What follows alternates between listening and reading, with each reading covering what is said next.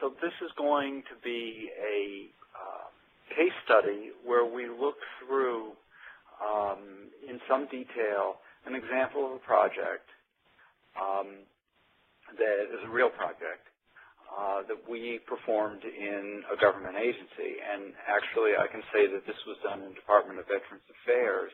I want to be incredibly clear that I am not speaking for Department of Veterans Affairs. It's just there is no secret that this project took place, but I also am not one who is in a position to speak for them or any part of them. I think everyone who is in the contracting business understands this. Everyone working in the government understands this. But I want to make this very clear that this is not representing the policy or the approved history or any of that Department of Veterans Affairs is responsible for. So, on to the presentation. What we want to do with this presentation is we want to say what we learned. I use the word qualify what we learned from using an approach of short cycle development and testing. And we did this within the context of an enterprise software project. And the domain is healthcare. And the source for this was a real project that we worked on for a period of almost 2 years. And the end-to-end experience in that project is the basis of what we're reporting here. Now I'm going to, excuse me. So what was the project? The project was building a new software application within an existing healthcare suite. And the suite, in fact, is a really fully integrated set of packages that provide for all aspects of delivering inpatient and outpatient medical care. The system's in use at about 160 medical centers. It serves about 6 million patients. There are records, there are active records for about 6 million patients in this system at this time. The records are comprehensive. In fact, they are the most comprehensive electronic medical records that you're likely to find. And for a system of this scale, it is the largest system in the world that has this has records that are this comprehensive. It also is a very broad system in that it provides for inpatient and outpatient care and for nursing, et cetera.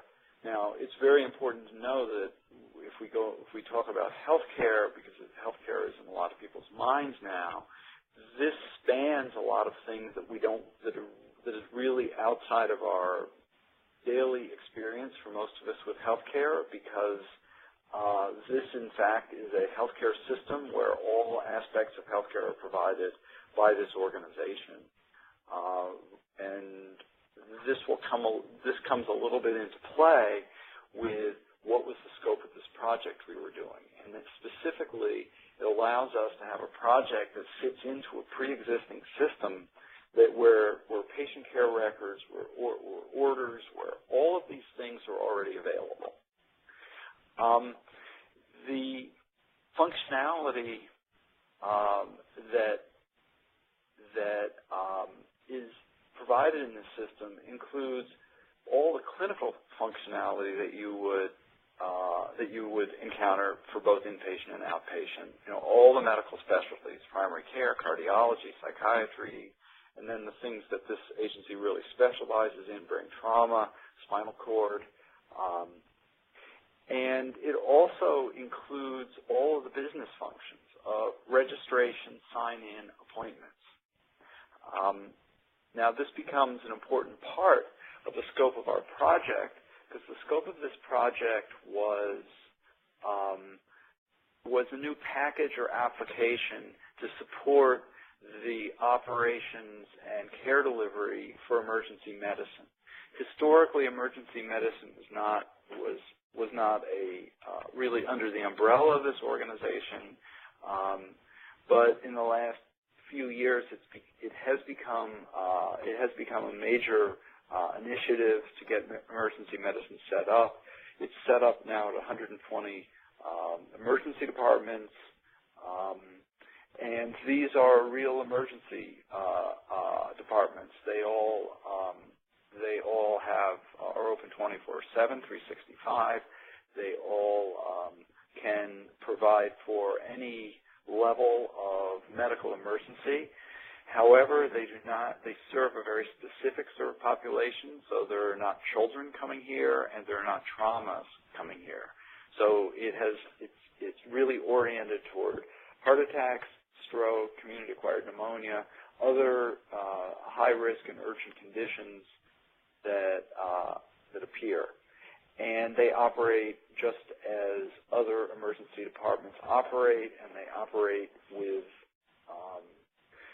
under the leadership of physicians who are board certified in emergency medicine, and that use the practices and standards that are used throughout the country for emergency medicine. What we were interested in doing was providing real-time support for visits as they occurred, and also for providing after-the-fact reporting so that local, regional, and national management can see what's happening, can do analysis of what's happening, can figure out what care is effective and what care is not effective, that is to be evidence-driven, and then to use that, in fact, to change policies and procedures to improve how things are delivered. And in order to do this did not require a full build-out of a system. It required the extension of this existing system with a specific functionality that works in an emergency department. The primary benefit driver, the reason to do this was to allow the operational people, the nurse manager, the ED director, whoever it is who's running the ED at the moment, plus all of the staff who's involved, to know what's going on, to have situational awareness, and to be able to better use the resources that are available and to provide more responsive care and a higher level of patient satisfaction, which means shorter wait times and so on. The longer-term benefit driver, as I already mentioned, is evidence-based improvements. And then when you turn around and you have the improvements, you want to have ways to deliver the improvements. So if you have an improvement which involves a process change for how you do check-in of a patient, you want to have the means to deliver that change. And related to this initial one, the short-term data and operations, is this other one, which is an additional benefit driver, which is we wanted to have the visibility of current status to inform emergency department staff. Now, this last one looks like what you would get if you bought most of the commercial products that are out there. But these other benefit drivers are things that are very much they're difficult to get to, and the commercial solutions that were available did not give access to them. Okay, so now we get to the question of if we have these benefits, we want to make sure that we have some way to assess, are we getting these benefits delivered? Because we want to make sure, and this is the theme we want to keep getting back to,